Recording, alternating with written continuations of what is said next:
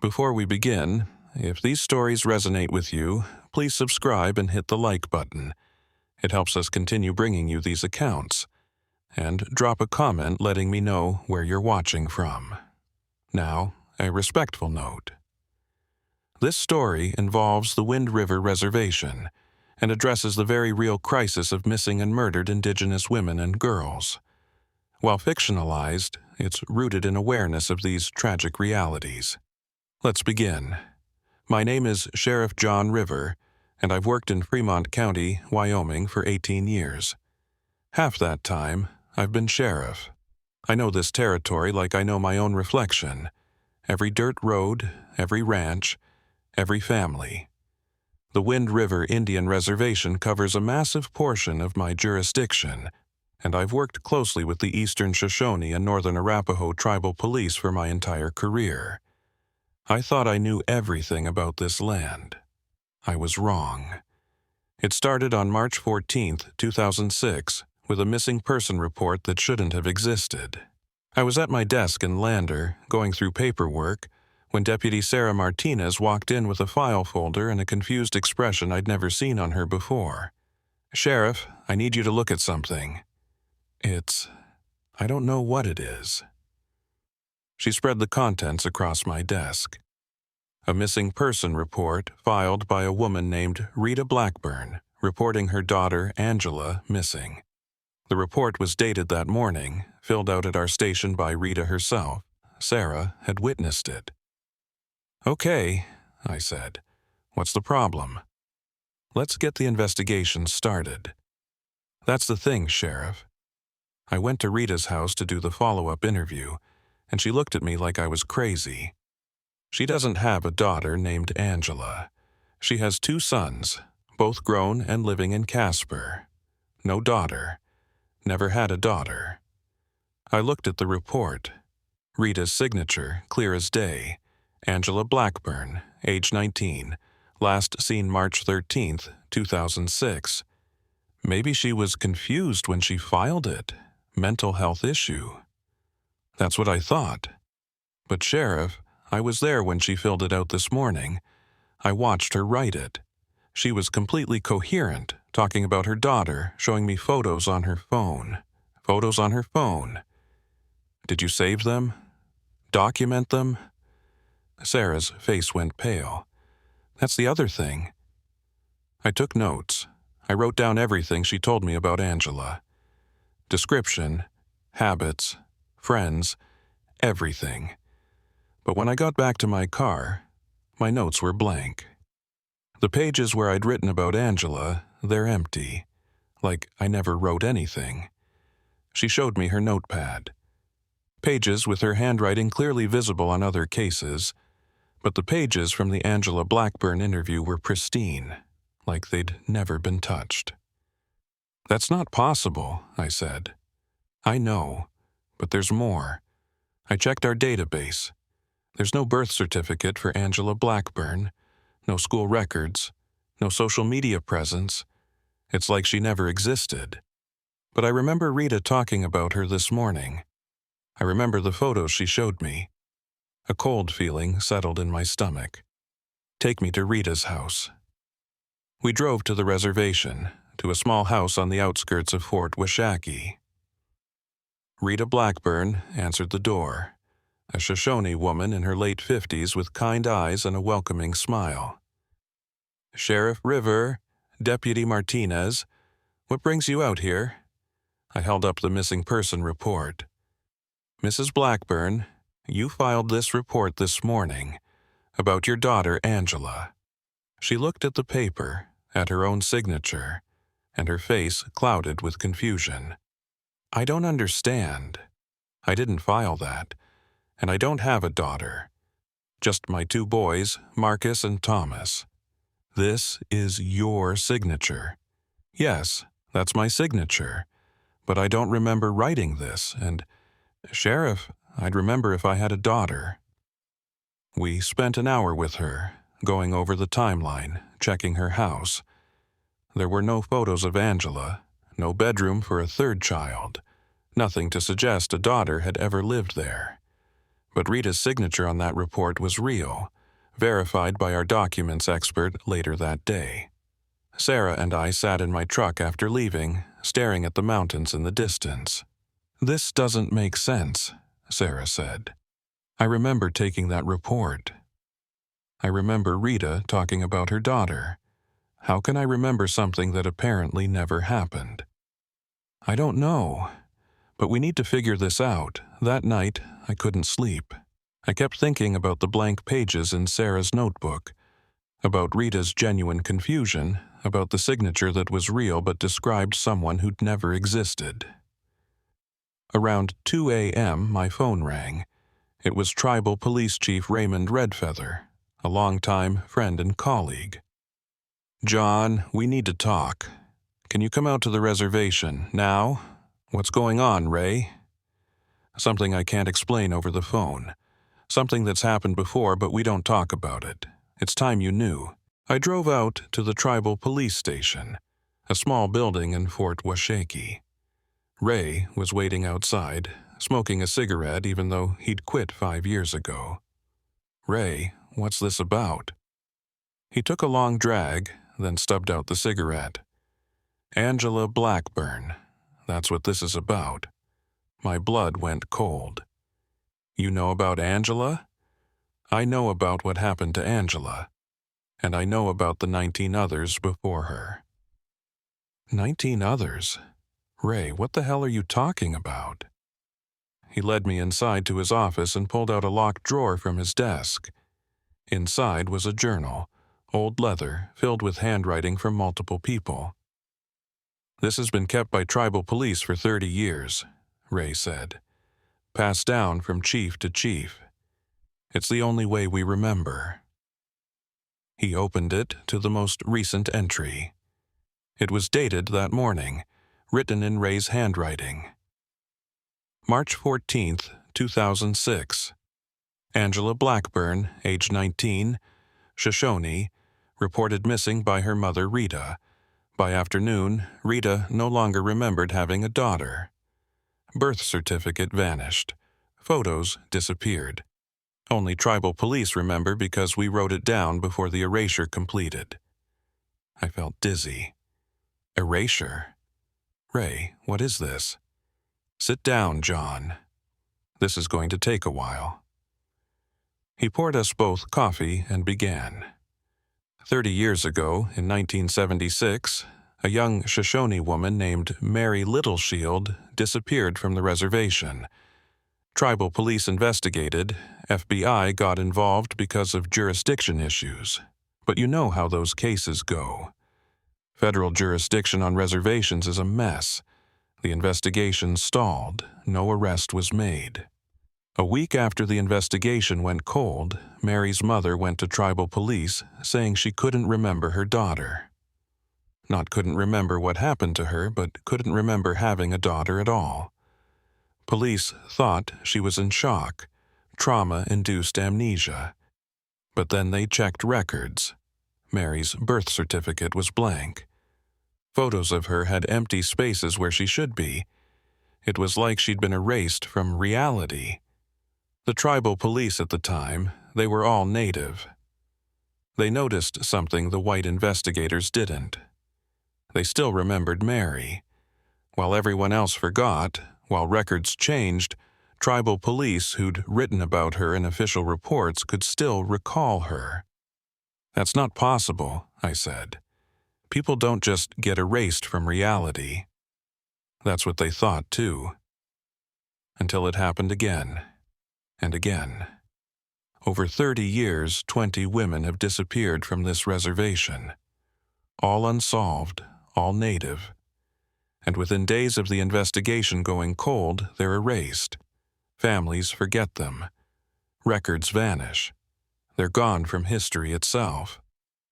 But we remember because we write it down in this journal before the erasure happens. And once it's written here, it can't be changed. I opened the journal and started reading. 20 names. 20 young Native women spanning 3 decades. Each entry detailed their disappearance, the failed investigation, and the subsequent erasure. Why hasn't anyone reported this?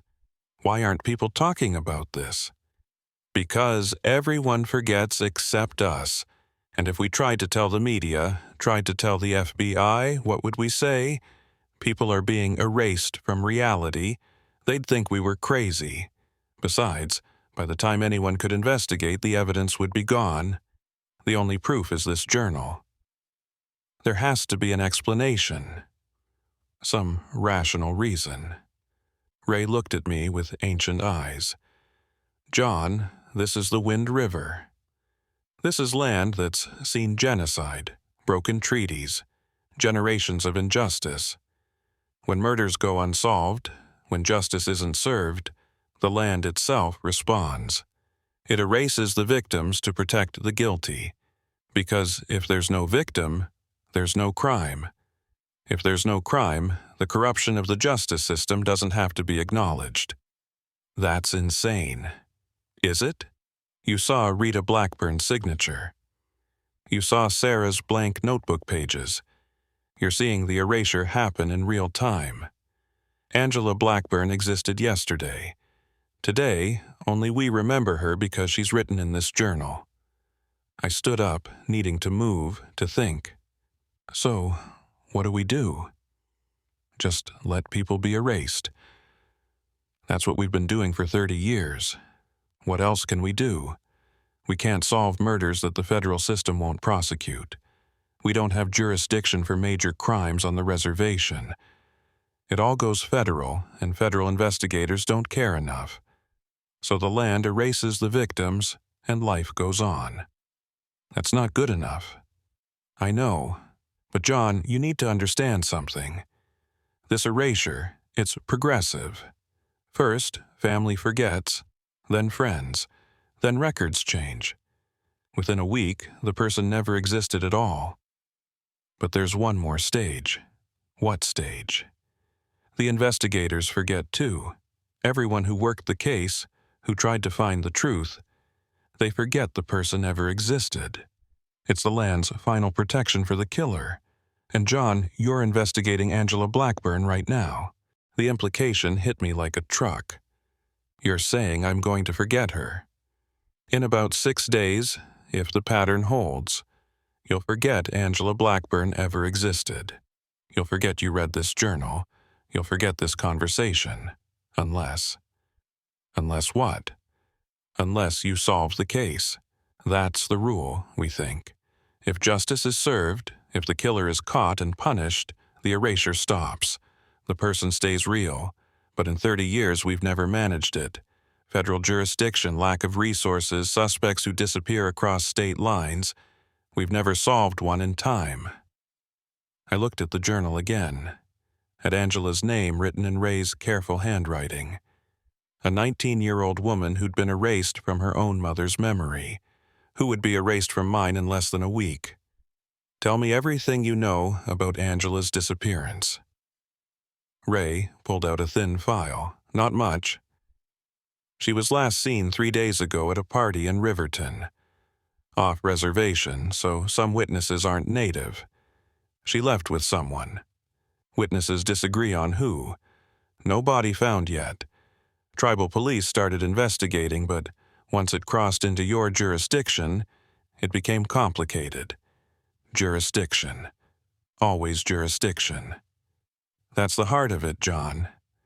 These murders happen in the gaps, on reservation boundaries, in jurisdictional confusion, in the spaces where nobody's quite sure who's responsible for investigating. And in those gaps, young Native women disappear, and then they're erased and nobody remembers to care. I thought about the statistics I knew. Missing and murdered Indigenous women. MMIWW.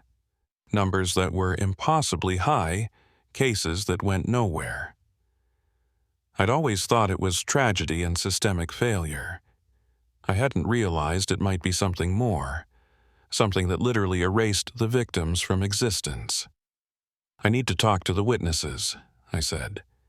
Everyone who saw Angela before she vanished, before they forget too. They're already forgetting. By tomorrow, maybe the next day, They won't remember her at all. Then I work fast. Ray, I need copies of everything in that journal. Every case, every detail. And I need you to help me. We have 6 days to solve a murder that the land itself doesn't want solved. John, nobody's ever done this. In 30 years, every case has ended in erasure. Then it's time we change that pattern. Because I'm not forgetting Angela Blackburn. I'm not letting her be erased. And I'm going to find out who's been killing Native women for 30 years and getting away with it because reality itself protects them. Ray looked at me for a long moment, then nodded. Okay, but you need to know what you're up against. It's not just a killer we're fighting. It's the land, the curse, whatever force is doing this. It doesn't want justice. It wants peace. And peace means erasure.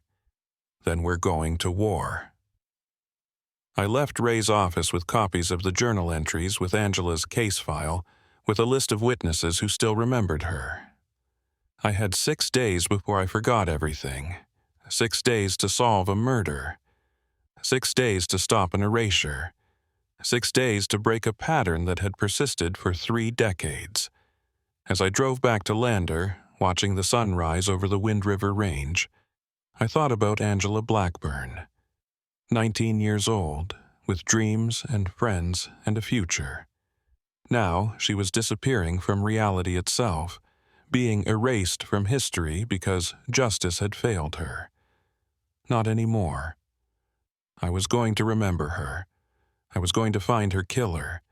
And I was going to make sure that Angela Blackburn and all 20 women in that journal were never forgotten again. The land wanted to erase them to protect corruption. I was going to force it to remember. Day 1. 6 days until I forget Angela Blackburn ever existed. I started with the witnesses. According to Ray's notes, Angela had been at a house party in Riverton on March 11th. 7 people saw her there. 3 of them were Native, 4 were white. I needed to talk to all of them before the erasure claimed their memories.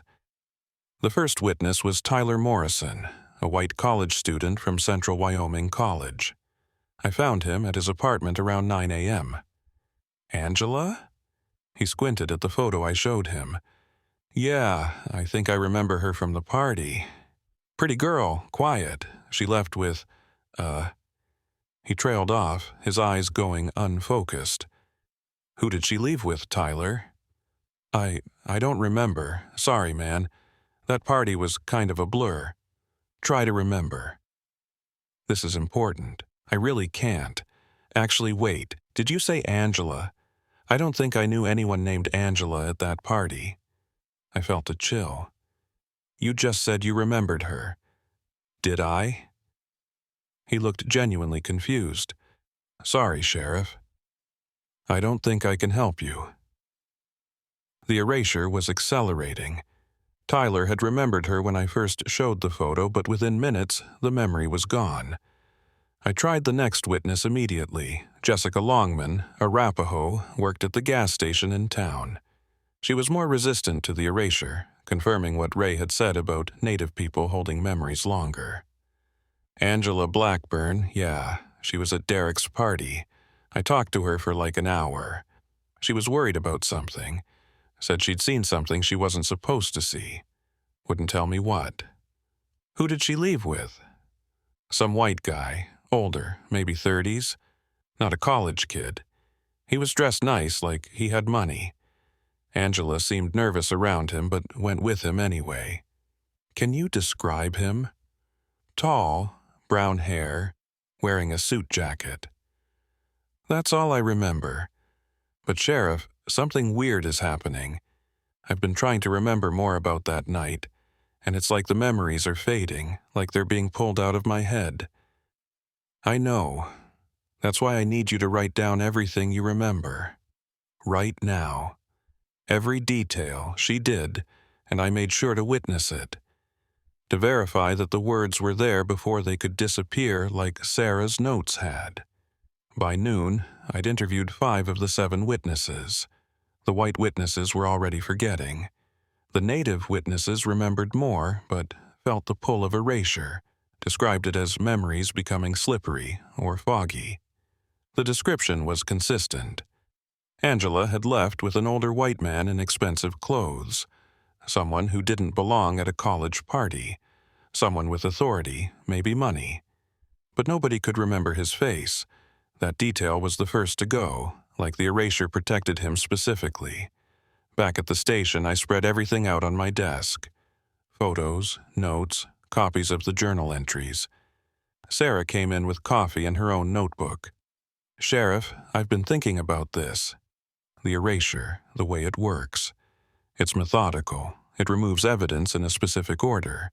First, official records, birth certificates, IDs, that stuff. Then family memory, then friends, then physical evidence, then investigators. You've been tracking the pattern? Someone had to.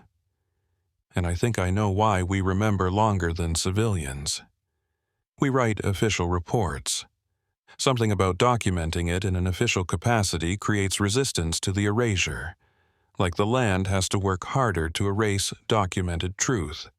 So, if we keep documenting, keep writing, we can hold on to the memories longer. Maybe Ray's journal has held for 30 years. Whatever force is doing this, it can't erase written documentation as easily as it erases human memory. That's our advantage. Then we document everything, every interview, every piece of evidence, every theory. We make this case so thoroughly documented that the land can't erase it. We worked through the afternoon, creating redundant copies of everything, storing files in multiple locations, even sending encrypted backups to my personal email. If reality was going to try to erase Angela Blackburn, it would have to fight through layers of documentation first. By evening, I had a timeline. Angela had been at the party from 8 p.m. to midnight. She'd left with the unidentified man around 12:30 a.m. Her body hadn't been found, but based on the previous cases in Ray's journal, she was likely dead within hours of leaving. The pattern was the same for all 20 previous victims. They'd leave with someone, disappear, and within days the erasure would begin. But nobody had ever identified the killer because by the time investigations progressed, witnesses forgot, evidence vanished, and the case dissolved into nothing. I needed a break in the pattern, something concrete that couldn't be erased. That night, I met with Ray at a diner off the reservation. He brought the journal and his case files on the previous 20 victims. "I've been going through these all day," he said, "looking for patterns. And I found something. All 20 women. They were last seen with someone described as well-dressed, older, authoritative. But nobody ever remembered faces. It's like that detail is specifically protected. So we're dealing with someone who's been killing for 30 years and never been caught because the land erases his victims. Not just erases his victims. Protects him specifically. The erasure is selective. It removes the victim but preserves the killer. That's not natural, John. That's intentional." "What are you saying?" "I'm saying maybe this isn't just the land responding to injustice. Maybe someone figured out how to use the erasure, how to weaponize it. Maybe the killer knows about this phenomenon and uses it deliberately." The implications were staggering. If someone had discovered that murdering Native women on or near the reservation led to the victims being erased, they'd have the perfect method for serial killing. "We need to figure out who knows about the erasure," I said. "Who has access to that knowledge?" "Tribal elders know. Some of them, anyway. It's part of oral history, warnings about the land's response to injustice. But most people dismiss it as metaphor, as legend. What if it's not just legend? What if someone took it literally and tested it?" Then we're looking for someone who's been on or around the reservation for 30 years who has access to Native communities who understands the jurisdictional gaps. We looked at each other, the same realization hitting us both. Law enforcement, I said. Someone in law enforcement. It made horrifying sense. A cop, a fed, someone with a badge would know about MMIW statistics, about jurisdictional failures, about how cases fell through cracks. They'd have access to victims, ability to move without suspicion, and understanding of how investigations worked. And if they'd figured out the erasure, they'd know they were essentially untouchable. We need to look at everyone who's worked these cases over 30 years, I said. Every investigator, every officer, everyone with access. That's hundreds of people, John. Federal agents, tribal police, county sheriffs. And we have 5 days left. Then we narrow it down. Who was present for multiple cases? Who had access across jurisdictions? Who's been around this area for 30 years? We spent that night creating a list, cross-referencing names from the old case files, looking for patterns. By 3 a.m., we had 12 names, people who'd been involved in at least 3 of the previous 20 cases. 5 of them were dead or moved away. 7 were still in the area, and 1 name appeared in 15 of the 20 cases. Special Agent Thomas Crawford, FBI, assigned to the Wind River area since 1978. Specialized in major crimes on reservations. Still active, still working. Crawford, Ray said quietly. I've worked with him for 20 years. He's always been efficient. Cases close quickly when he's involved. I thought he was just good at his job. Or good at making cases disappear. Day 2. 5 days until I forget. I couldn't confront Crawford directly. If he was the killer, if he knew about the erasure, he'd just wait me out. In 5 days, I'd forget Angela, forget this investigation, forget everything. But I could investigate him. Quietly. I started with his case history.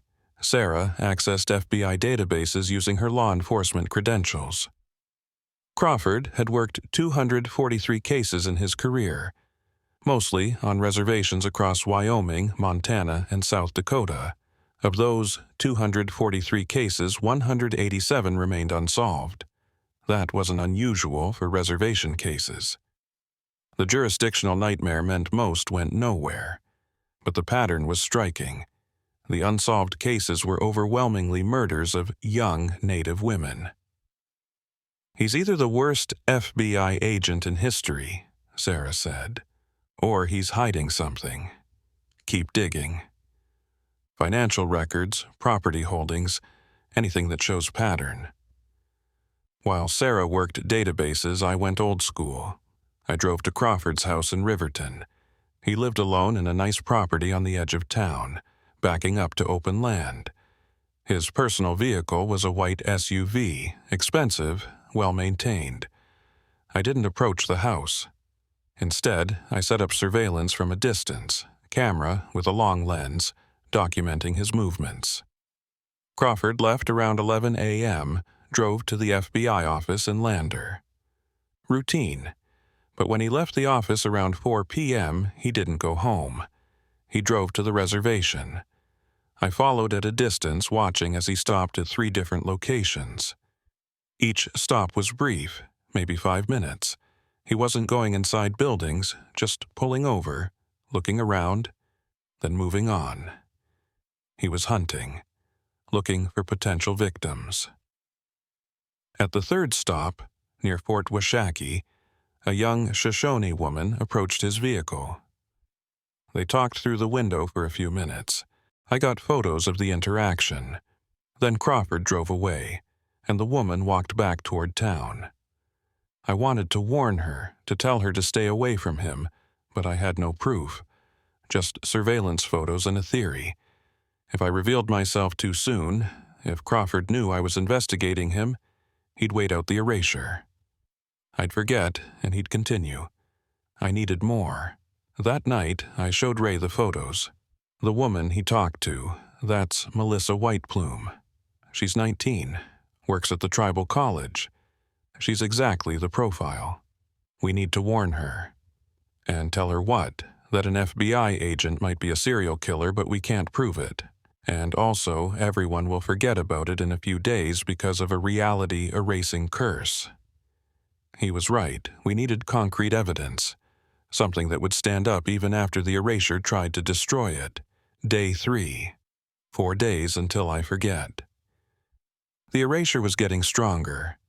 I could feel it now, a constant pull at my memories of Angela. Several times that day, I'd start to think about something else, and suddenly I couldn't remember why I was investigating. I'd have to check my notes, read about Angela again, force myself to remember. Sarah was experiencing it too. We started checking in with each other hourly, reminding each other what we were doing, who we were looking for. But the documentation was holding. As long as we had written records, we could refresh our memories.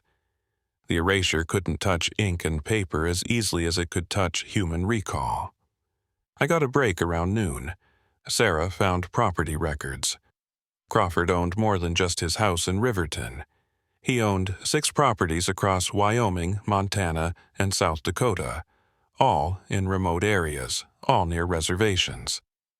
These properties, Sarah said, they're all along the path of the previous murders. Look at the timeline. In 1982, 3 women disappeared near Pine Ridge. Crawford bought a property near there in 1981. In 1995, 4 women vanished near the Northern Cheyenne Reservation. He bought land nearby in 1994. He's setting up hunting grounds. Exactly. And look at this most recent purchase. October 2005, he bought 40 acres near Dubois. That's less than an hour from where Angela was last seen. We had a location. A place where Crawford might have taken Angela. A place where evidence might still exist, if we could find it before the erasure destroyed it. Ray, Sarah, and I planned the raid carefully. We couldn't involve more people because they'd forget by the time any warrant was issued. We couldn't wait for official channels because we'd forget before they processed. We had to move now, and we had to move illegally. Day 4. 3 days until I forget. We drove to Crawford's property near Dubois at dawn. 40 acres of wilderness backing up to National Forest. Perfect place to hide evidence. Perfect place to kill. The main structure was a small cabin, locked and empty. But on the property's far edge, hidden in trees, we found a second building. More of a shed, concrete floor, steel door. "This is it," Ray said. "This is where he brings them." We forced the door. The smell hit us immediately. Death, old and new, mixed with chemicals meant to mask it. Inside was a nightmare. Plastic sheeting on the walls, a drain in the concrete floor, tools arranged neatly on a workbench, and photographs, dozens of them pinned to a corkboard. 20 faces, all the women from Ray's journal, all the women who'd been erased. But there were more photos underneath, more victims we didn't know about because they'd been completely erased, removed even from Ray's protected journal. 37 women in total, 37 murders spanning 30 years, and in the corner, a recent addition. Angela Blackburn's driver's license, her phone, her jacket. "We've got him," Sarah breathed. But as we photographed everything, as we documented the evidence, I felt the pull of erasure growing stronger. The land knew we were here, knew we were close to justice, and it was fighting back. My phone rang. It was Crawford. "Sheriff River, I've been wondering when you'd figure it out." My blood went cold. "Crawford, you're at my property right now. I can see you on my security cameras. Took you longer than I expected. Most investigators forget by day 3. We've got evidence. Everything you've done, it's documented. You can't erase this." He laughed. "Can't I?" "Sheriff, do you remember why you're there? Do you remember who you're looking for?" And just for a second, I didn't. My mind went blank. Who was I investigating? What case? Then I looked at my notebook, at the name written there. Angela Blackburn, right. The missing woman. "The erasure is accelerating," Crawford said. "Because you're close. The land protects me, Sheriff. It always has. By tomorrow, you won't remember any of this. You'll drive away, confused about why you broke into my property. By the next day, you won't even remember I exist. We have photos, evidence, documentation. Do you? Check your camera." I looked at the digital camera Sarah had been using. The screen was blank. All the photos we'd taken in the last hour were gone. The files corrupted or deleted, as if they'd never existed.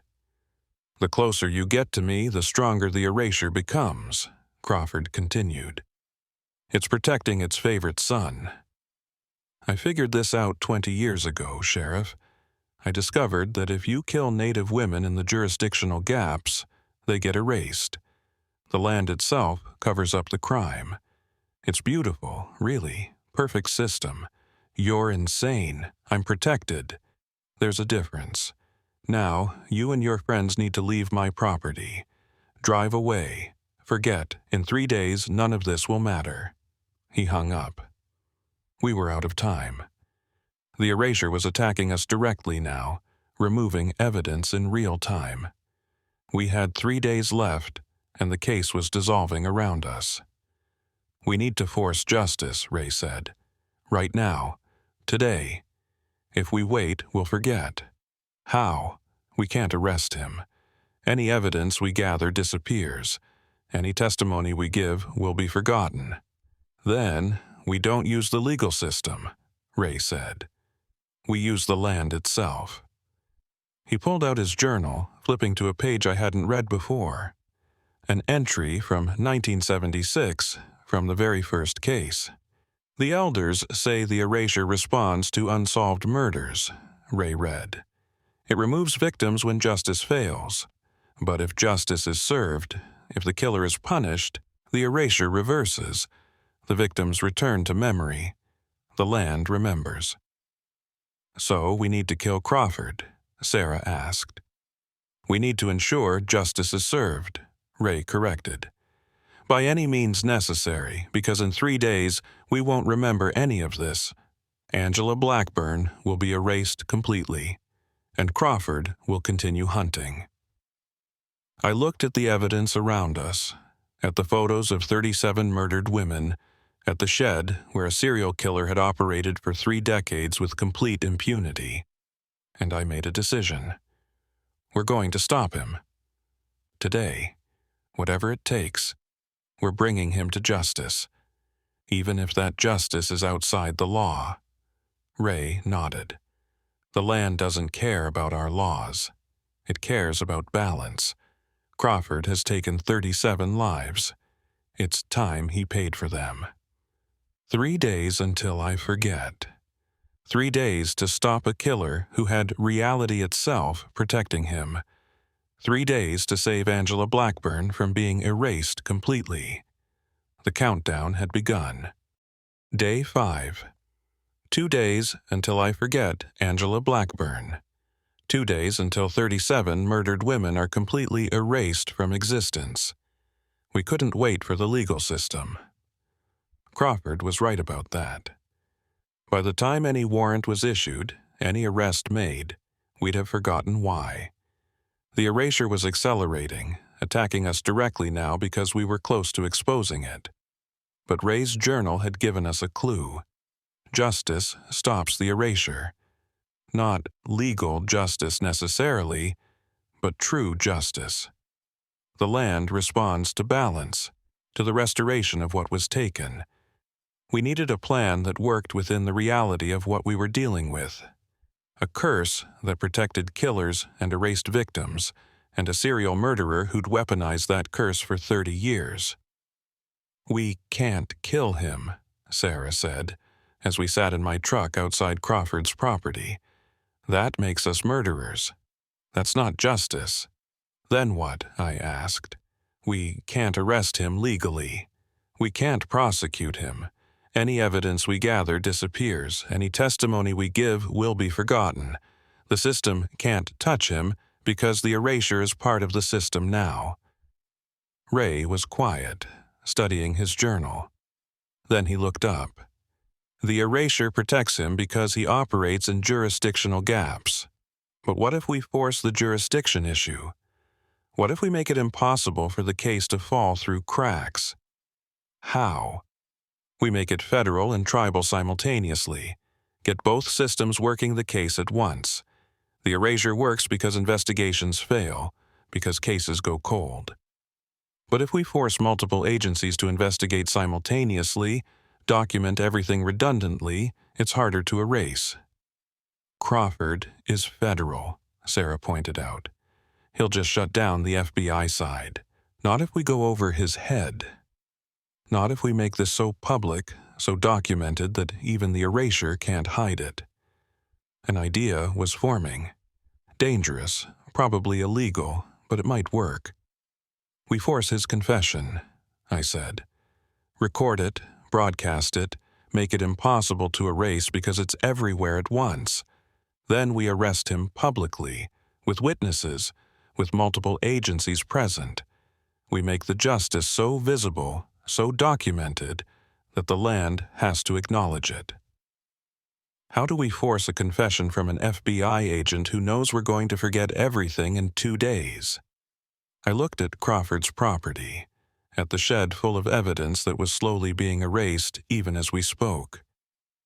"We use what he values most, his protection, his invisibility. We threaten to take it away." That afternoon, we set the trap. I called Crawford from a burner phone. "Sheriff River, still remember me?" "For now, but I'm forgetting. You were right, the erasure is winning." "Of course it is. By tomorrow, you won't even remember Angela's name. That's why I'm calling. I want to make a deal. Silence on the other end. Then, what kind of deal? I stop investigating. I destroy my copies of the documentation. I convince Ray to burn his journal. In exchange, you give me something." "What could I possibly give you?" "Answers. I need to understand how you did it, how you figured out the erasure, how you used it. Before I forget, I want to know the truth. Professional curiosity." More silence. I could almost hear him thinking, calculating. His ego wanted recognition. 30 years of perfect murders, and nobody knew. Nobody appreciated the artistry. The opportunity to explain it to someone before they forgot might be irresistible. "Where?" he finally asked. "The shed. Your property, tonight at 9 p.m., just you and me. You'll be armed. So will you. But I'll be alone, and in 2 days I won't remember any of this anyway. What have you got to lose? If you're trying to trap me, Sheriff, it won't work. The erasure protects me. I know. That's why I'm surrendering. I can't win, but I want to understand before I forget." He agreed. I knew he would. The chance to boast, to explain his brilliance to someone who could appreciate it, even temporarily, was too tempting. We prepared carefully. Sarah and Ray set up recording equipment around the property, hidden cameras and microphones. We needed his confession on tape, from multiple angles, with redundant backups. But we also needed something else. Insurance against the erasure. Ray brought tribal elders, men and women who knew the old stories, who understood the spiritual mechanics of what we were dealing with. They performed a ceremony around the property, creating what they called a truth circle. "Inside this circle," one elder explained, "lies cannot survive. Truth is forced into the light. Even erasure has limits in a truth circle. It's old magic, older than the curse that's been protecting this man. Will it stop the erasure completely? No, but it will slow it, long enough for justice to work, if justice is quick. At 8:45 p.m., I entered Crawford's property alone. The shed door was open, lights on inside. Crawford was waiting, standing beside his trophy wall of victims' photos. "Sheriff River, right on time, Agent Crawford." He gestured at the photos. 37, took me 3 decades. Most serial killers get caught after 5 or 6. I've septupled that and never even came close to arrest. Do you know why? The erasure. The erasure. Beautiful, isn't it? I discovered it by accident, 1978, my first year assigned to Wind River. A young Shoshone woman disappeared. Case went cold. A week later, I went to follow up with the family, and they didn't remember having a daughter. Birth certificate was blank. It was impossible, but it was real. So you decided to test it. I had to understand it. The scientist in me. I started investigating the pattern, talking to elders, digging through records. The erasure happens when Native women are murdered in jurisdictional gaps. When justice fails, the land erases the victim to preserve peace, removes the evidence of the crime, of the injustice. He walked around the shed, touching his tools like they were art pieces. I realized I could weaponize it. If I killed in specific locations, in ways that confused jurisdiction, the cases would go cold. Federal wouldn't take it seriously. Tribal police didn't have resources. Local sheriffs didn't have authority. And then, like magic, the victims would disappear. Not just die, but be erased completely. Perfect crime. 37 times. 37 that you know about. The erasure is so effective, even I forget some of them. They're gone so completely that even the killer can't remember. That's true perfection, Sheriff. A crime so perfect even the perpetrator forgets committing it. He turned to face me. But you know what's really beautiful? Nobody can stop me. Even now, knowing what you can't stop me. In 2 days, you'll forget this conversation. You'll forget Angela Blackburn, forget this shed, forget me. And I'll continue my work. Why? I asked. Why kill them at all? Because I can. Because I discovered a loophole in reality itself, and I'd be a fool not to use it. And because... He paused, something darker crossing his face. Because they're invisible anyway. Native women, murdered on reservations, their cases unsolved. Nobody cares, Sheriff. Nobody even notices. The erasure just makes literal what was already true. They were forgotten before I killed them.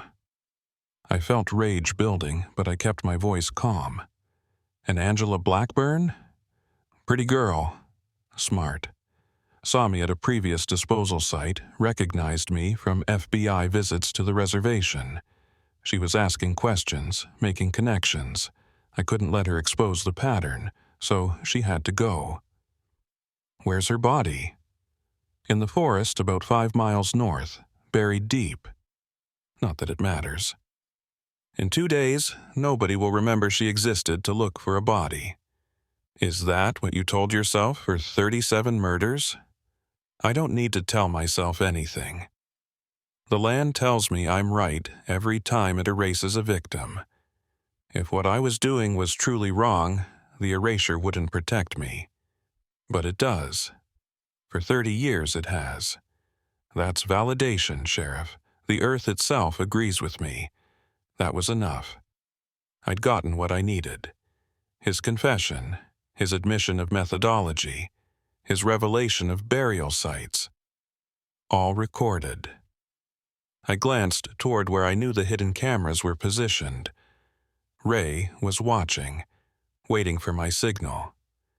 "You're wrong," I said. "The erasure doesn't validate you." "It's not protection. It's the land's way of dealing with systemic injustice, and you're about to learn the difference between protection and punishment."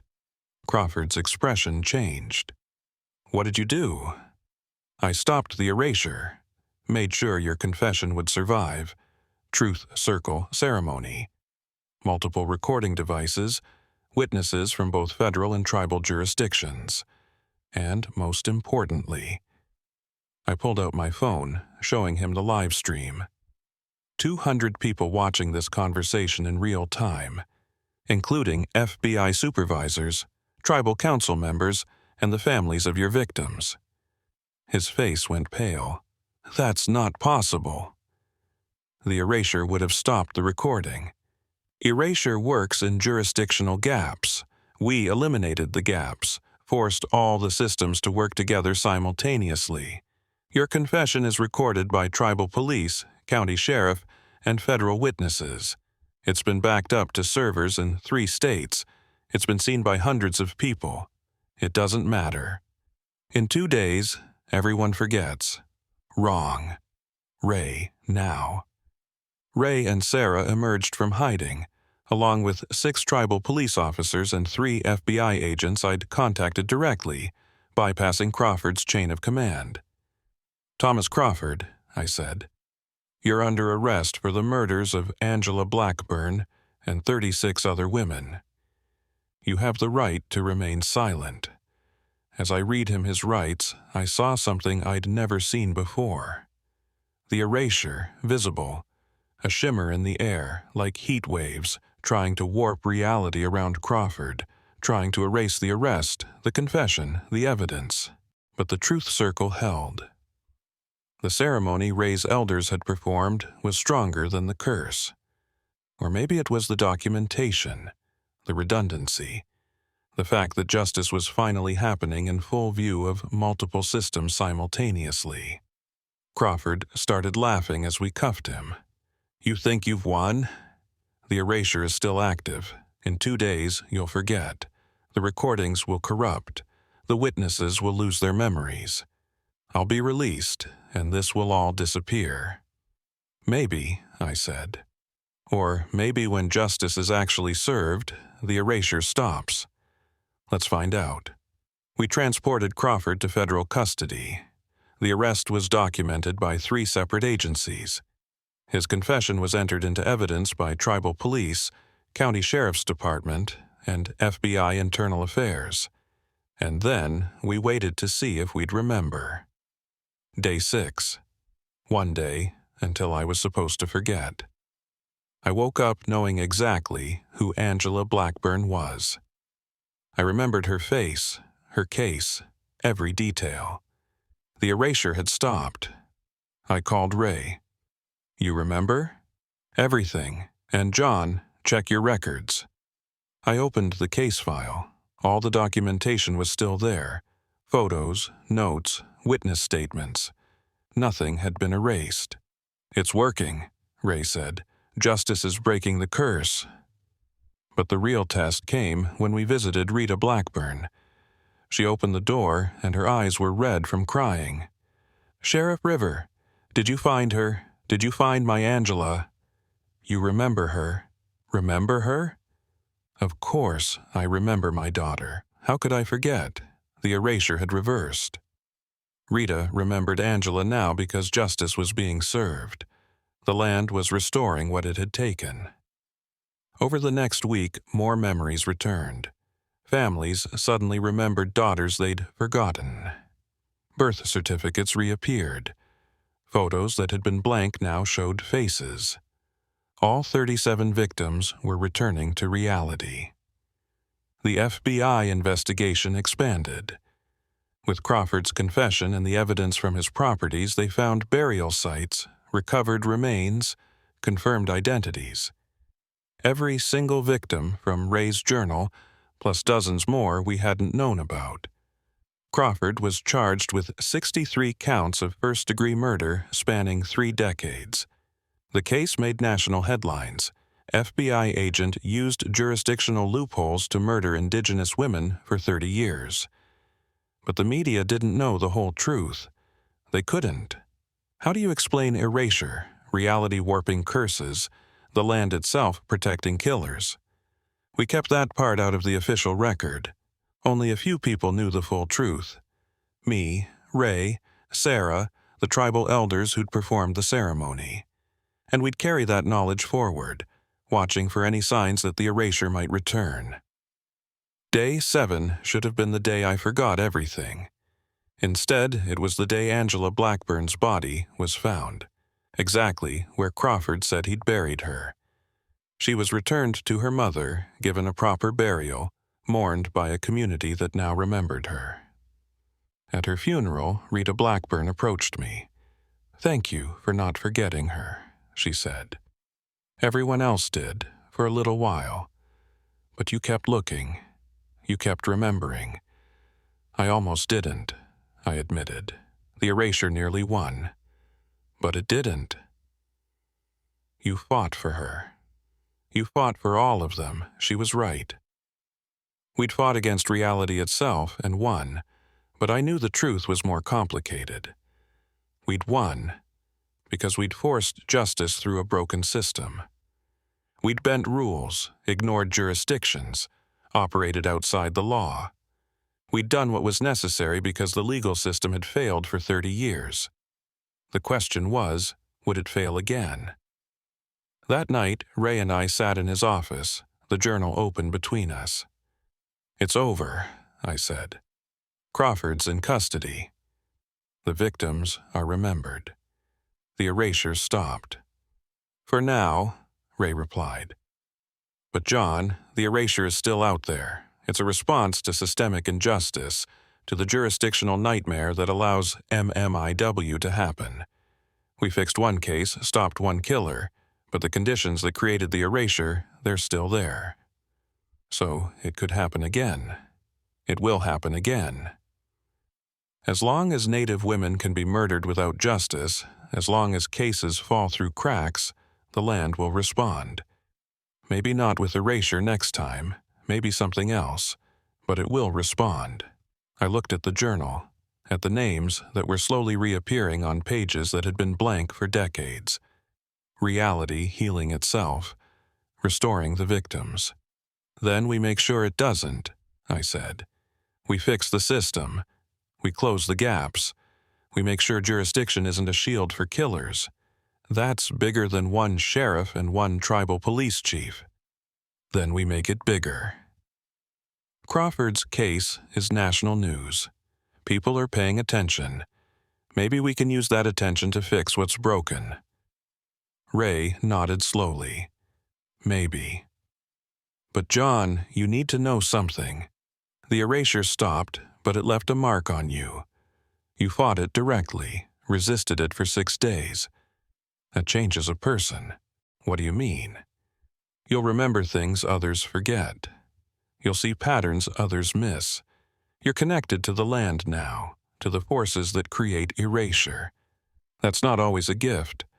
I didn't fully understand what he meant then. But I would, because he was right. Fighting the erasure had changed me, and in the years that followed I would need that change to fight what came next. 6 months after Crawford's arrest, I understood what Ray had meant about being marked. I started noticing gaps, conversations where people referenced someone I couldn't remember. Photos with empty spaces where logic said a person should be. Reports with missing names, redacted automatically by reality itself. The erasure was still happening, just not to me anymore. I could see what others couldn't, people being erased in real time. And once I started looking, I found them everywhere. A man in Lander mentioned his sister one day, forgot her the next. Nobody else noticed, but I noticed. I documented her. Sarah Chen, age 34, worked at the pharmacy. Within a week, she was gone from all records except my notes. A teenage boy at the high school, present one day, erased the next. His parents didn't remember him. His friends filled in the gaps without realizing, memories rearranging to make sense without him. The erasure hadn't stopped. It had just stopped being visible to most people, but I could see it, and that meant I had a responsibility. I started keeping my own journal, separate from Ray's. Every person I noticed being erased, I documented them. Name, age, last known location, circumstances. Just like Ray had done for 30 years with the murdered women. Within 6 months, I had 43 names. Not all of them were murder victims. Some were suicides on tribal land. Some were people who died in jurisdictional confusion, bodies found in places where nobody was quite sure who should investigate. Some simply disappeared, and nobody remembered them existed to file a missing person report. The erasure responded to all unresolved deaths in the jurisdictional gaps. Crawford had been just one killer exploiting it. The phenomenon was broader, older, more insidious. I showed my journal to Ray. "You're seeing what I've been seeing for 30 years, he said. The full scope of it. Crawford was just the obvious manifestation. But the erasure is constant, responding to every failure of justice on or near the reservation. How many people have been erased? I don't know. Hundreds, maybe thousands over the decades. The ones I documented were the obvious murders. But you're right, there are others. People who die in ways that confuse jurisdiction, who fall through bureaucratic cracks. The land erases them because their deaths go unresolved. This can't continue. What choice do we have? We can't solve every unresolved death. We can't fix the jurisdictional nightmare overnight. The erasure is a symptom of a broken system, and we're just two people trying to hold back the tide." He was right, but I couldn't accept it. I'd stopped Crawford, saved Angela and the others, but the erasure continued, claiming new victims every week. I needed help. Federal help. So I reached out to the FBI agents who'd helped arrest Crawford. Some thought I was crazy when I tried to explain the broader pattern, but one agent listened. Special Agent Maria Santos had been part of the team that processed Crawford's evidence. She was Latina, from New Mexico, and she'd grown up near the Navajo Nation. She understood jurisdictional issues, understood how cases fell through cracks. When I showed her my journal of erased people, she didn't dismiss it. "I've noticed this too," she said. "Cases where I could swear there was a victim, but when I go back to check, there's no record. I thought I was misremembering, but if you're seeing the same thing, it's real." The erasure is real, and it's getting worse. We formed a task force. Me, Ray, Sarah, Agent Santos, and 3 tribal police officers from different reservations. 7 people who could see the erasure, who remembered the erased. Our goal was simple. Document every erasure we witnessed, then try to solve the underlying case before it completed. Force justice quickly enough to reverse the erasure. It was exhausting, impossible work. For every case we solved, 3 more appeared. But we kept at it, knowing that every person we saved from erasure was a life restored, a family that wouldn't have to forget their loved one. 1 year after Crawford's arrest, Angela Blackburn came to see me. She'd finished her associate degree and was planning to transfer to University of Wyoming. She'd survived her physical injuries from Crawford's assault, but the trauma lingered. She'd been erased from reality for a week, forgotten by everyone including her own mother. That kind of existential horror doesn't heal quickly. "I wanted to thank you," she said, "for not forgetting me. Rita told me you fought the erasure for 6 days to keep my memory alive. I did what anyone would do. No, most people forgot. You didn't. Why? Because you deserved to be remembered. Because your life mattered." She was quiet for a moment, then, "I've been thinking about what happened, about the erasure, and I want to understand it, study it. Maybe I can help figure out how to stop it. Angela, you don't have to—" "Yes, I do. I was erased. I know what that feels like to not exist. And if it's happening to others, if people are being forgotten while their families watch, I need to help stop it. She enrolled at UW as an anthropology major, focusing on indigenous studies and legal systems. She was brilliant, driven, focused in a way that comes from surviving something impossible. Over the next 2 years, Angela became part of our task force. She brought academic rigor to what we were doing, researching the historical patterns, documenting the jurisdictional issues that created gaps where erasure could happen. She discovered something crucial. The erasure didn't just respond to murders. It responded to systemic injustice of all kinds. When Native people died and the system failed them, regardless of how they died, the erasure activated. It's the land's immune response, she theorized. When justice fails repeatedly in the same location, reality itself tries to fix the problem by removing evidence of the failure. It's not protecting criminals, it's protecting itself from the accumulation of unresolved trauma. So, how do we stop it? We don't stop it. We prevent the conditions that trigger it. We fix the jurisdictional issues. We make sure every death is investigated properly, every case resolved. We remove the gaps where erasure happens. It was a good theory, but implementing it required changing federal law, tribal sovereignty structures, state jurisdictions. It required overhauling a system that had been broken for over a century. Still, we tried. Angela and Agent Santos worked with advocacy groups, with tribal councils, with federal legislators. They used Crawford's case as evidence of how jurisdictional confusion enabled serial killers, how the erasure was a symptom of deeper injustice. Slowly, painfully slowly, things started to change. New federal laws increased tribal police authority. Joint task forces formed to handle cross-jurisdictional cases. Resources flowed to reservations, funding investigators, forensic labs, victim services. The gaps began to close. Not completely, not everywhere, but gradually. And the erasure began to slow. My journal of erased people went from 43 names in 6 months to 20 names in the next year, then 12 names the year after that. It was working. Not perfectly, but better than before. 3 years after Crawford's arrest, on the anniversary of Angela's disappearance and erasure, we held a ceremony on Wind River Reservation. It wasn't just for Angela.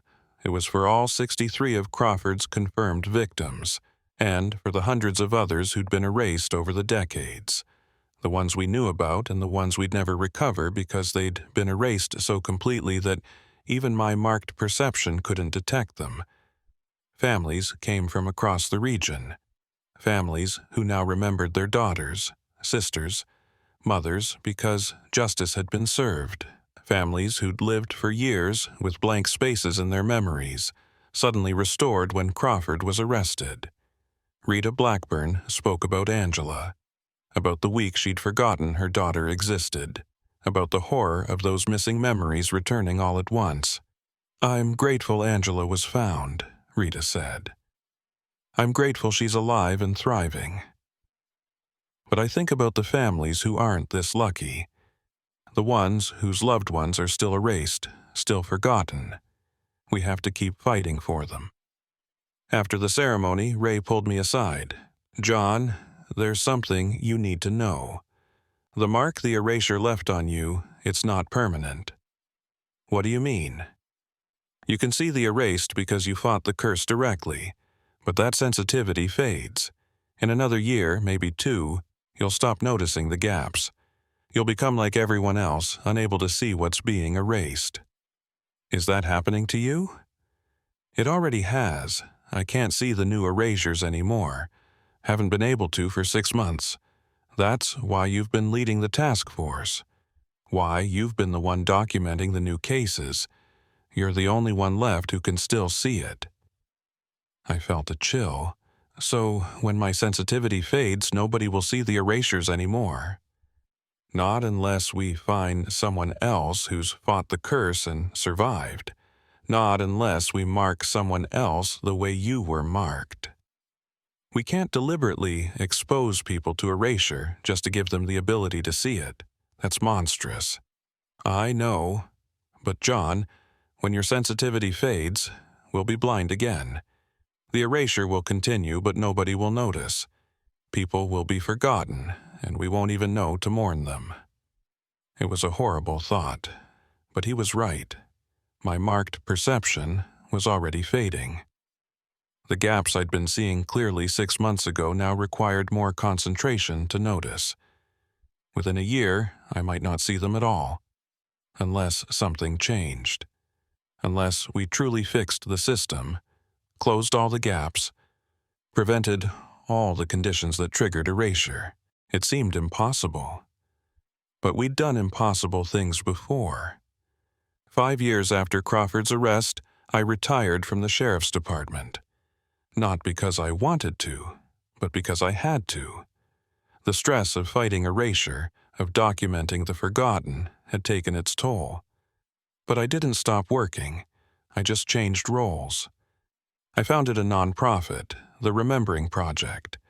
Our mission was simple: document and investigate deaths in jurisdictional gaps, advocate for systemic change, and support families of the erased. Angela joined as Director of Research. Sarah left law enforcement to become our lead investigator. Agent Santos remained with the FBI but worked closely with us, serving as our federal liaison. And Ray, who'd been keeping the original journal for 30 years, finally passed it to us. It became the foundation of our archive, the starting point for all our research. "It's your responsibility now," he told me. "Keep remembering. Keep fighting. Don't let anyone be forgotten." I promised him I would. 8 years after Crawford's arrest, he died in federal prison. Heart attack, the official report said. Natural causes. But I wondered. The erasure had protected him for 30 years. When that protection was removed, when justice was finally served, did the land extract its payment? Did Crawford experience the same erasure he'd inflicted on others, slowly being forgotten by reality until even his own existence felt tenuous? I'd never know. But I like to think that somewhere in the metaphysics of the Wind River Basin, the land had achieved balance. 10 years after the case, I gave a talk at the University of Wyoming. Angela had arranged it as part of a symposium on missing and murdered Indigenous women and jurisdictional justice. I stood before a room of students, activists, law enforcement, tribal leaders. I told them about Crawford, about the erasure, about the 63 confirmed victims, and hundreds of others who'd been forgotten. Most of them thought the erasure was metaphorical, a powerful way of describing how MMIW victims are forgotten by the system, erased from public consciousness, remembered only by those who love them. Only a few understood the literal truth. That reality itself had been warping to protect killers, to erase victims, to maintain a false peace built on forgotten trauma. But metaphorical or literal, the work was the same. Remember, document, fight for justice. At the end of the talk, a young Shoshone woman raised her hand. "Sheriff River, do you still see the erasures? Can you still detect when someone's being forgotten?" I paused, considering how to answer honestly. "Not anymore," I admitted. "My sensitivity faded years ago. I can't see the gaps like I used to, but I don't need to see them to know they're there. The work continues whether I can see it or not. So someone else could be being erased right now, and we wouldn't know. Yes, that's possible. That's why we need systemic change, not just individual heroes. We need laws, resources, cultural shifts. We need to close the gaps permanently, not just patch them temporarily." After the talk, Angela approached me. "You know what I realized?" she said. "The erasure, It's not just about individuals being forgotten. It's about entire communities being erased. Indigenous people, our cultures, our sovereignty. The erasure of murder victims is just a microcosm of a larger erasure that's been happening for centuries. You're right. So how do we stop it? We do what you did for me. We refuse to forget. We document, we remember, we force the world to acknowledge what it wants to erase. And we don't give up, even when it seems impossible. She was wiser at 29 than I'd been at 50. Now, 15 years after Crawford's arrest, I'm 65 years old. The Remembering Project has expanded to cover 6 states, documenting and investigating hundreds of cases. We've helped close numerous jurisdictional gaps, advocated for dozens of new laws, and supported thousands of families. The erasure still happens. I can't see it anymore, but I know it's there.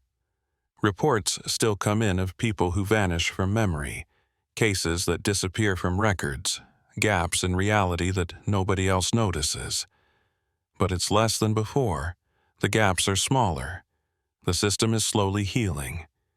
And that's what matters. Not perfection, but progress. Not complete victory, but the refusal to surrender. I keep Ray's journal in my office, the original leather-bound book that started everything. 20 names have been added since Crawford's arrest, people who were erased despite our best efforts. But in the past 5 years, only 2 new names have been added. 2 instead of 20. Still 2 too many, but evidence that the work is making a difference. Angela will take over the Remembering Project when I'm gone. She's the right person for it. Someone who understands erasure from the inside, who knows what it feels like to not exist. And maybe that's the lesson in all of this. You can't fight erasure by being loud and visible. You fight it by being stubbornly, persistently present. By documenting, remembering, refusing to forget. The erasure wants to remove us from reality. Our job is to dig our heels in and say, we were here, we are here. We will not be forgotten. Sometimes I drive out to Wind River Reservation, to mile marker 47 where Angela was last seen before Crawford took her. There's a memorial there now, 63 names carved in stone. The women Crawford killed, the women we brought back from erasure. I stand there and remember each name, each face, each life that almost disappeared. And I make a promise to them and to myself, as long as I'm alive, as long as I have memory and voice and will, I will keep fighting erasure. Not just for them. For everyone who's been forgotten, everyone who's been erased by systems that don't care, by realities that would rather hide injustice than face it. We remember. We document. We fight. And slowly, painfully, year by year, we close the gaps where forgetting happens. That's the work. That's the calling. That's what I learned from Angela Blackburn, from Ray Redfeather, from 63 women who almost disappeared forever. You can't kill memory, not permanently, because even when reality itself tries to erase someone, even when the land conspires to protect killers and forget victims, human will can push back. We remember because we choose to remember, and that choice, repeated every day, by every person who refuses to forget, is stronger than any erasure. The Wind River still holds its secrets. Some people are still being forgotten. The gaps haven't all closed. But they're closing, one case at a time, one law at a time, one remembered name at a time. And as long as people like Angela continue the work, as long as we keep documenting, keep fighting, keep refusing to let anyone be erased, the forgetting will lose, memory will win, and the vanished will remain.